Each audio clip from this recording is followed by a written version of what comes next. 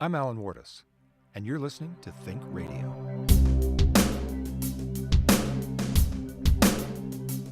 Well, we've turned agriculture into a mining industry, basically. We export more eroding soil from this country than we do food.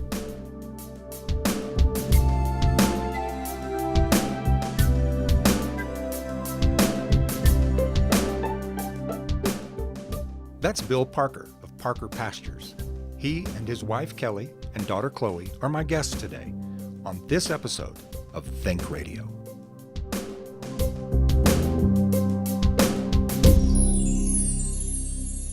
Think Radio is supported by the Gunnison Country Times,Gunnison's locally owned hometown newspaper, and by the Western State Colorado University Office of Academic Affairs. Think Radio is also supported by listeners like you. To find out how you can become a Think Radio patron, visit alanwardesmedia.com. That's ALANWARTES media.com. I'm here with the Parker family. Thanks for joining me. Hi, nice Thank to be you. here.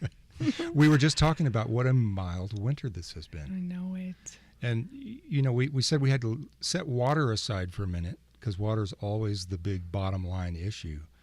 But it's got to be nice. I mean, you guys are farmers and ranchers. It's not to be out there in minus 20 yet.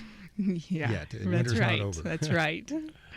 Well, thanks for joining me because I really wanted the opportunity to have you guys in to talk about what is really, in my mind, a kind of a new wave of grassland management, a new way of agricultural production. And you guys are right at the forefront of that. How long have you been around? How long has Parker Pastures been in operation? About 10 years. Is there an anniversary celebration coming up? There should be, because that's monumental. Yeah, it absolutely is. I mean, in the small business world by itself, 10 years is an eternity. But in agriculture, wow, congratulations. Thank you. All right, before we really get started, I want to make sure that everybody understands when I said the Parkers are in the studio with me, I've got Bill and Kelly, but also Chloe. And Chloe, how old are you? I'm 14 years old. And you're already a key part of the ranch operation at Parker Pastures, right? Yes, I raised the grass-fed lamb for Parker Pastures. Wow, and so that's a project that you've taken on. It's yours. Yes, I'm partners with my dad, Bill Parker. Mm-hmm. And what do you like about that? I like working with the land and working with the animals and seeing them and how they grow. And I've been out there and seen you with your lambs, and you tell them what to do, and they pretty much do it. Not normally. They don't have that reputation, do they? Of doing what you say. Well, so I want to start really with the Parker Pastures origin story, and for Chloe, that's right now. Mm-hmm. You know, you've never done anything else other than be a part of the family business. But Bill and Kelly, how is it that you came to be here now? How did you get started in agriculture at all, much less wind up where you are? Mm-hmm. Well, for me, it started with my family. My dad, Greg Kruthop, was in education, but owned a small ranch up the Ohio Creek Valley. And so he bought some cattle, and we had horses, and I bought some sheep, and we participated in 4-H, and I had my little flock of sheep and raised them and took care of them for many, many years. And so I always thought I was going to be a veterinarian when I grew up. Mm-hmm. Instead, I left for school, went to school at University of Portland in Oregon, and studied biology and botany, which captured my heart very much. And then when I graduated, moved to Fort Collins and did some conservation work, and then I got certified as a teacher, and so I kind of went this roundabout way. What is my career? Yeah, that's a long and winding path. And when we ended up on the Chico Basin Ranch, I retired from teaching. We were on the Chico Basin Ranch, which is in eastern Colorado, and I had the opportunity to manage a big herd of goats for prescribed grazing and weed control. And that made me think, wow, I could have actually a career in what I really, really love, land and animals. And so what was that threshold that you crossed where you went from, okay, I'm doing this for now, but I don't know, to, wait a minute, this could be really cool as a lifetime, as a lifelong avocation. Was there a moment when that dawned on you? The man we were working for, our boss, Duke Phillips, he was doing it. He didn't own land. He was leasing land, and he was making a living, and his family was growing up in it, and they are now a big part of the business. And so Duke, I would say, inspired me in a lot of ways. And also, I read a lot of Joel Salatin, and he inspires you to get into livestock and food production and make a living at it. And so he's a very common name among people who are sort of tuned in to a different way of growing food. Give us a little bit of a taste of who Joel is. Joel is a grass farmer, and so what that means is he raises all of his meats on grass, on pasture. As opposed to what? As opposed to sort of the industrial model in sort of, a feedlot or a factory. So even from his poultry, his pigs, his sheep, his beef, everybody is out on pasture and on the move. So they're migrating across the landscape. And he is selling meats direct into, huge markets back east, and getting a nice premium for his products. And making a lot of noise, too. He's written books and is an outspoken proponent of this different kind of way of going about this. Bill, how about you? How did you get here? Well, similar to Kelly, when I went to university, I was not quite sure the first couple years, and I started in the teaching program, actually, and then I decided to transfer over to CSU and study agriculture. And why did you do that? Well, I guess I better back up because in the summers, I used to work for my uncle on his ranch in Rifle, Colorado when I was 14, 15, 16. And he was a very early adopter of holistic management, and I was able to witness what he had done to his landscape there through his management. And I had very unique experiences. As a 14-year-old, we were running on my uncle's ranch, maybe, I forget exactly, let's say 500 yearlings. I was a young man, and I would move those cattle by myself down the road, walking down the county road, and 500 cattle following behind me. And so that was kind of one of the experiences, that and watching the land transform, and kind of stuck with me. That's pretty amazing to be able to participate in our environment with animals that you appreciate and then actually improve that environment. So yeah, because let's stop there for a second. That's not something that a lot of people associate with agriculture. The picture in people's mind is always about depletion. And there's a reason for that, because some ways of doing it do end up there. But even as a young person, you're saying to me that you could see that it was possible to regenerate the land in the process. Yep. That's an amazing part of this story. Yeah. It is. After thinking of different things of what I could do, I thought, well, geez, what better thing to do than to improve the landscape using livestock and making a living while you're doing it. And, then I graduated from CSU in ag science, and then we worked on a couple different ranches after we got married. But working for Duke was really an eye-opener because, most people think that in order to get into agriculture, you have to own land. And, and it has been that way, right? I mean, yeah. We were lucky enough with Duke to start building our herd that we brought with us when we moved back up to Gunnison, that we had started down on the Chico Basin. Unfortunately, those cattle were a little more acclimated to the plains and didn't last too long up here in the mountains, but he still gave us a real leg up by helping us get going. I guess my biggest regret from that time period was, after a while, I thought, well, geez, I can do this, maybe better than how he's doing it. And so we left to come back up here and started our own business. And I probably could have stayed and learned more longer. Well, that probably would be true for a long time. I mean, everyone's still learning, but I can speak for the community when I say, I'm glad you came here. Thank you. Because you brought this idea with you. Tell us about Parker Pastures. What are you doing? You brought this idea here. What's different about Parker Pastures than other ranches? Well, I guess one of the first things is that we don't own land. We are lucky enough to find land to lease. We We have a good relationship with the city of Gunnison on the Van Tile Ranch, and that's been wonderful because we live there and have a ranching operation there. And we are direct marketing grass-finished meats. So direct marketing means that you have a relationship straight with your customers. You're not going through wholesalers or retailers at this point, at least. Exactly. It's better for us to sell directly to our end customers to capture that whole retail dollar. You know, we work with a couple restaurants up in Crested Butte, the Sunflower and 11, and there's starting to be a lot of excitement in the Front Range for these grass-fed meat. And so when I hear the word commodities, that already just sounds dull and impersonal. But this direct marketing, you actually have relationships with your customers, right, Kelli? I mean, what is that like to know exactly, within reason, who it is that's consuming your food? You know, to me, it creates a great security because when you've got that relationship with the person, they know you, they trust you.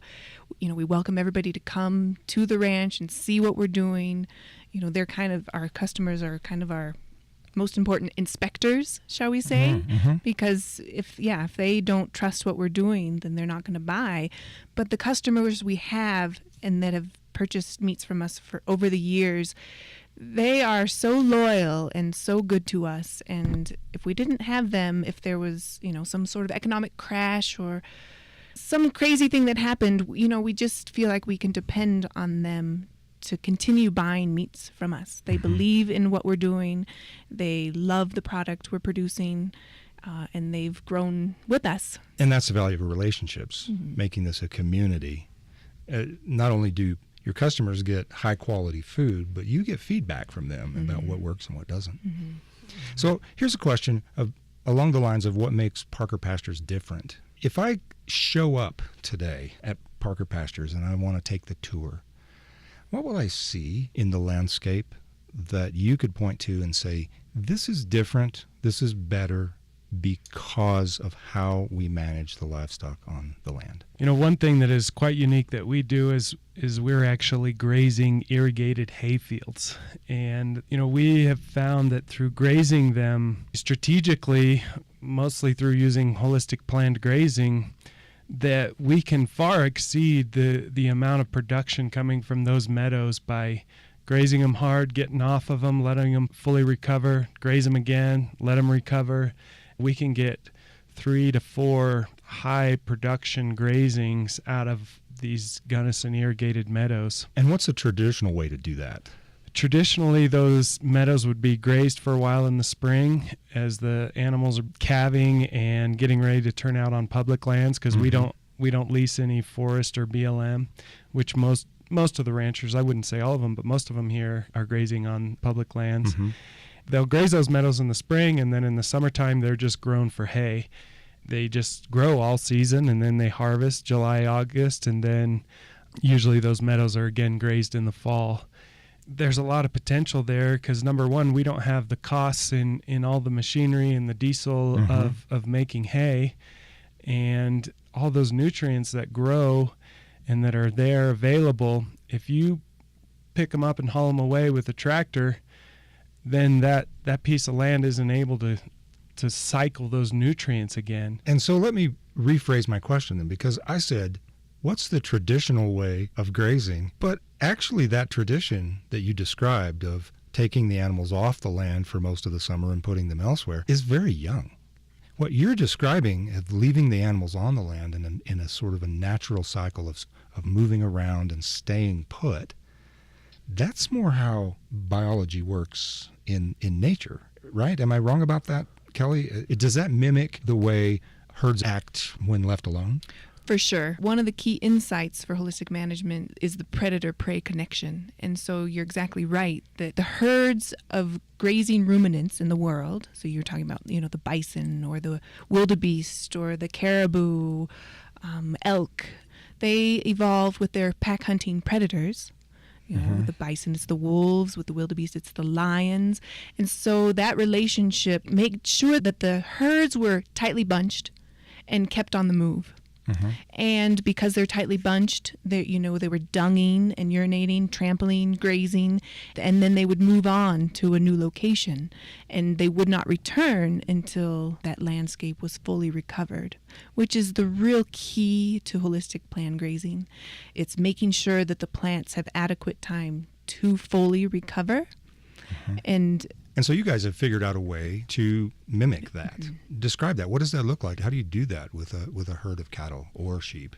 We certainly don't introduce predators. Well, I have to say that we haven't figured any of this out. We follow mentors and people that have done it. I wish I could say I've thought of some of this stuff, but I haven't. I mean, we're just taking examples and applying it to our environment. And, that's one of the things that always is a hang-up. Well, it's like if you go somewhere to a conference and some guy's talking about all this and that, and like, well, I can't do that in my neck of the woods.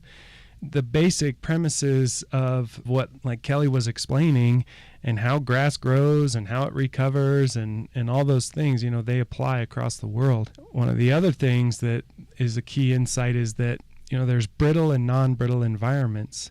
Those are classified as like brittle being erratic humidity throughout the year versus a non-brittle is mostly humid. Vegetation breaks down on its own biologically because there's enough microorganisms, enough moisture to make that happen. But we live in a brittle environment.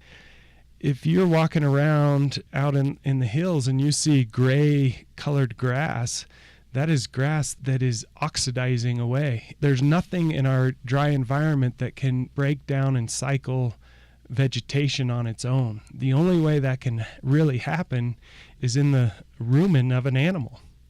So that's one of Alan Savory's key insights, is that in brittle environments, we absolutely have to have grazing animals on the land for it to be healthy.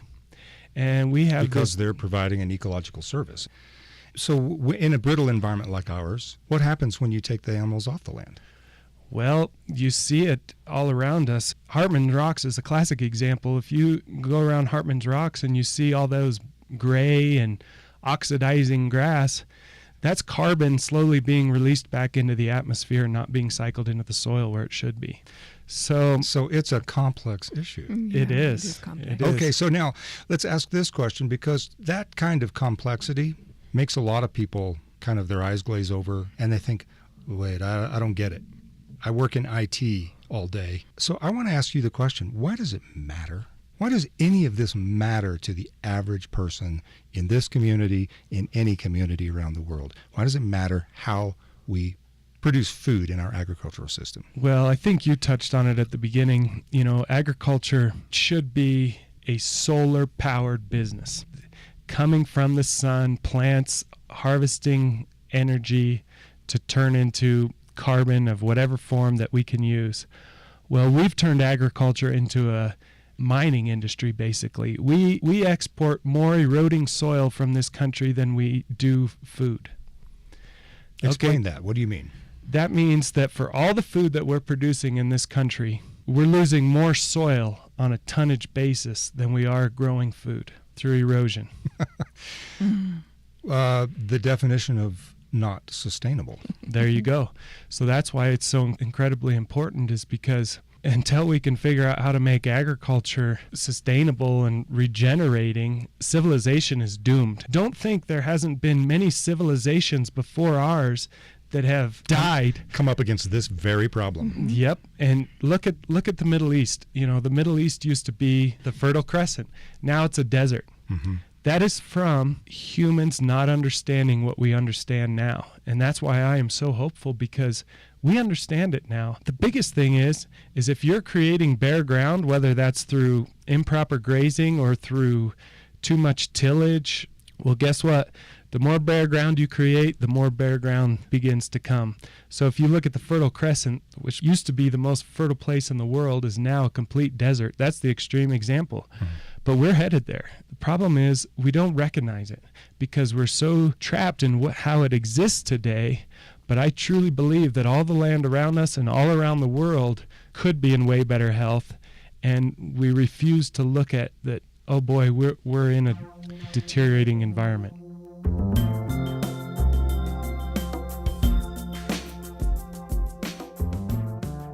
Think Radio is supported by the Gunnison Country Times, Gunnison, Colorado's locally owned hometown newspaper.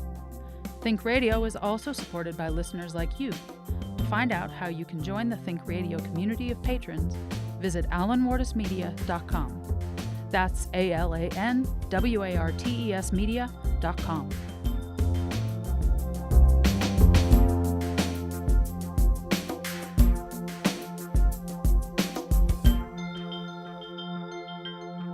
So, Kelly, if I use the word urgent, this is an urgent issue. Would you agree with that? Absolutely. And why? Why would you say that? Degrading land doesn't provide. We believe in abundance and health for all. And in order to have abundance, you have to have plants. Bare soil leads to nothing. Mm-hmm. And so once you get to that point where bare soil is beginning to take over and spread, how easy is it to reverse that process? It all comes down to management. If you change your management, there's incredible, exciting success stories around the world where deserts have turned back into grasslands. Really, in a short period of time? Relatively. Relatively. By changing management, you change everything. We've seen it on properties that we manage. We change the management on it, and bare ground the next season. Later in the season, you've got seedlings coming up. And beware, sometimes those seedlings, they're often weeds. So it's the temptation to, weeds are taking over. We need to spray the weeds, in which case you're in a worse situation than you were to start. But if we can recognize weeds as a part of succession, moving the landscape forward, what we've seen is the weeds beget many more desirable species until you've got a landscape that's full of desirable species that the cattle and the sheep that they enjoy and they fatten off of. So you're really talking about a change of mindset. When you start saying to people, no, it's okay for that weed to be there. That's something that's been beaten out of the American mind, that it's okay to leave a weed alone. Back to this question of addressing the average person who really is not educated about agricultural processes, doesn't understand botany and biology. What are you asking them to do? What are you asking them to believe, and how are they being challenged to change their mindset in order to go with you into this future of different management? I think we're asking them to believe that agriculture can be regenerative for the landscape, for communities, and that buying products that are regenerative, such as Parker Pastures beef or other producers that are raising products across the world in the same way we are, that by using their dollars, they're voting for production to move in that direction and to continue in that direction. All right. What is the Savory Institute? The Savory Institute is an organization that's promoting holistic management and the large-scale regeneration of grasslands across the world. And what does it mean to be a hub? Simply, we are promoting and practicing and demonstrating holistic management within the context of Colorado. Yeah, hub is simply a demonstration, education, and promotion of holistic management. Right here in Gunnison. Right here in Gunnison. Very exciting. So, Chloe, we've left you alone for a minute here, but I really want to ask you, do you see a future for yourself in agriculture?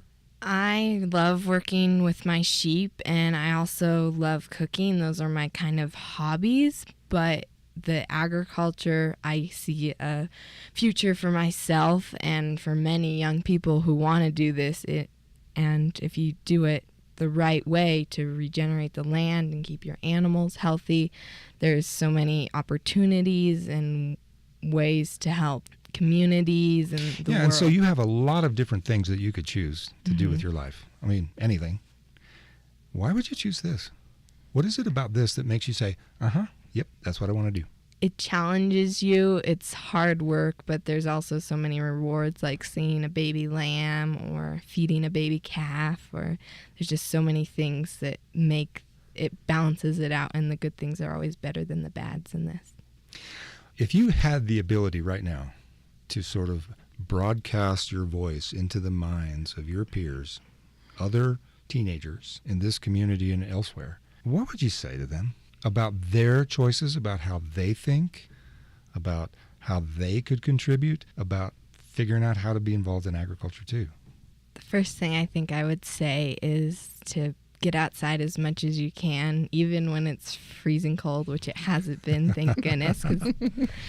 But to be outside and to see how beautiful nature it really is, and to learn about different things and different ways that if you want to get involved with agriculture, that there is different ways and you can do things differently, which holistic management is working. Therefore, if it's working for other people, if you do it right, it'll work for you, and you should try it. All right. Well, I heard that you guys just got back from Africa. Why'd you go to Africa? Well, we actually went to another holistic management savory hub in Kenya. And that was incredible because we got to get right on the ground with similar people, and it was amazing to see it all in a completely different context. First off, the owners of the ranch, if you want to call it that we went to, they grew up in wheat farming in Kenya.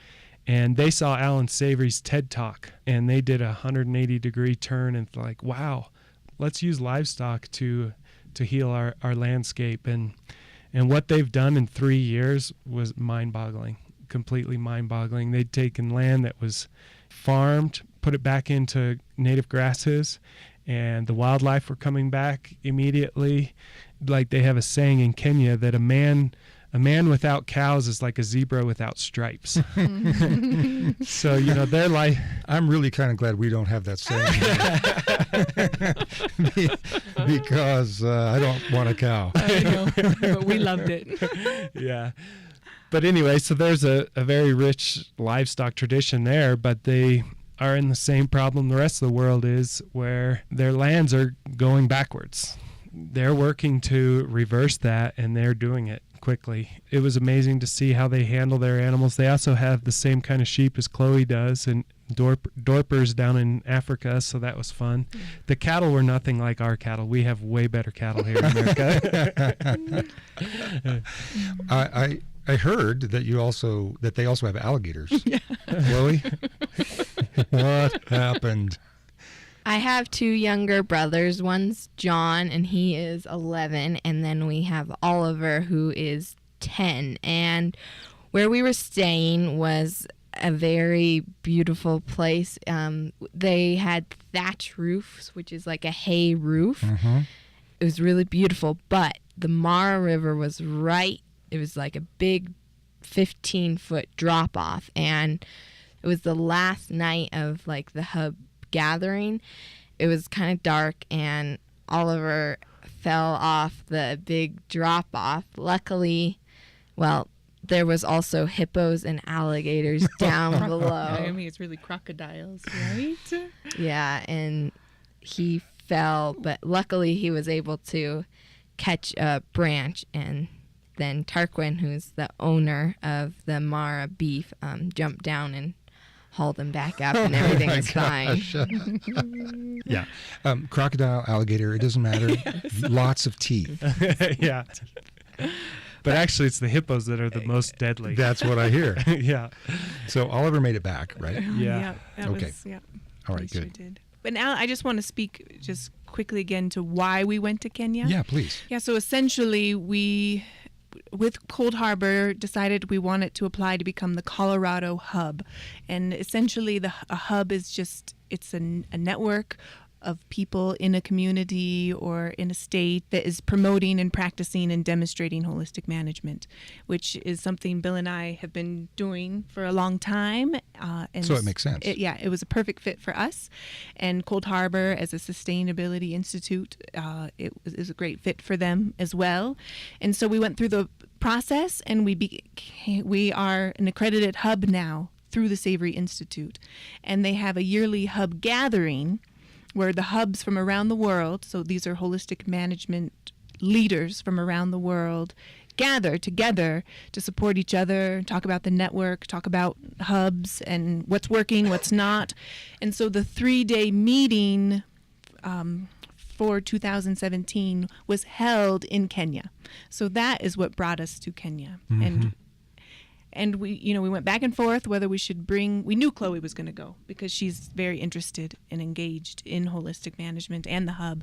But we decided to bring the boys, and that was just such a wonderful decision.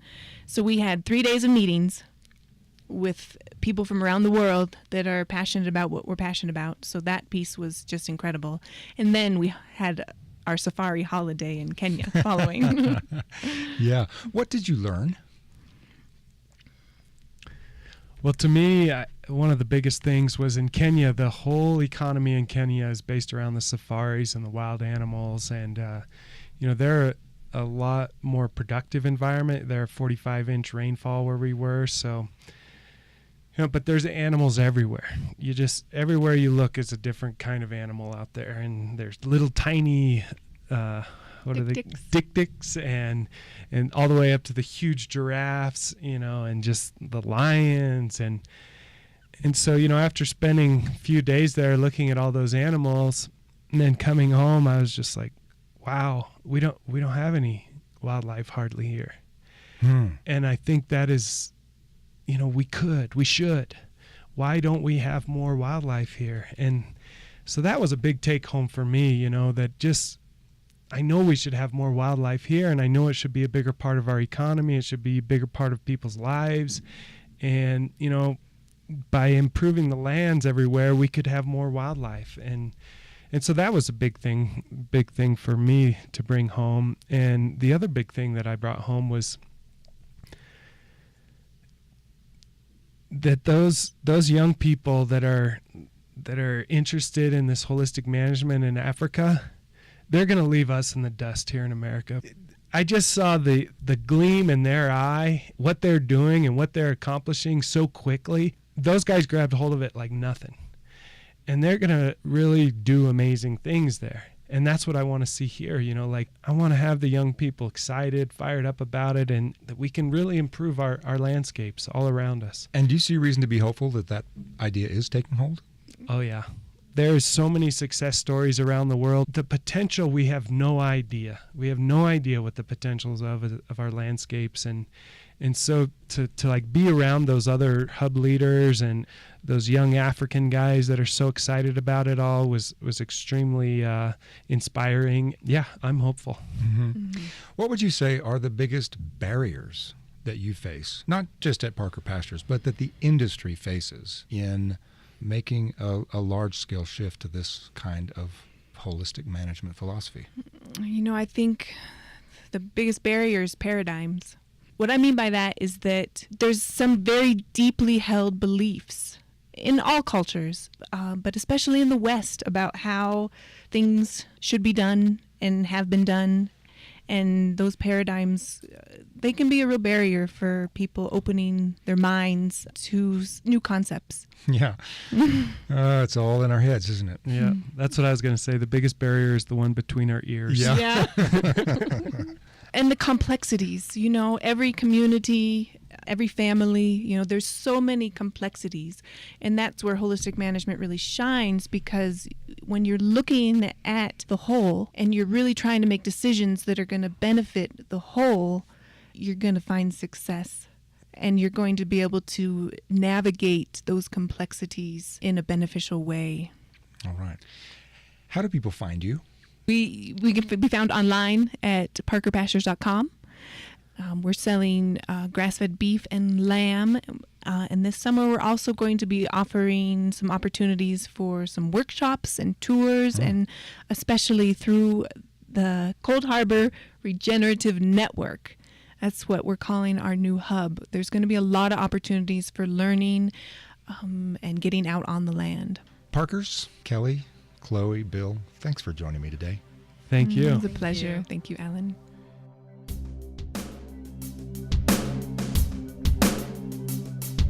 ThinkRadio is supported by the Gunnison Country Times, Gunnison, Colorado's locally owned hometown newspaper.